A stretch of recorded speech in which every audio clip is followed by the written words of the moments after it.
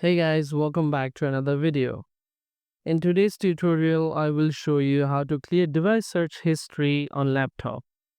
So if you're looking to clear your device search history on a Windows laptop, here's a quick and easy walkthrough. First, start by clicking the Start menu. Then go into your settings. Once you're in, go to Privacy and Security on the left-hand side. Now scroll down until you see Search Permissions. Go ahead and click on it. Here you will see a section labeled Search History on this device. Right under that, there's a button that says Clear Device Search History.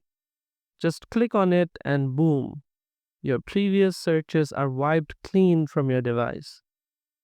If you want to take it a step further, you can also toggle off the switch that says Store My Search History on this device.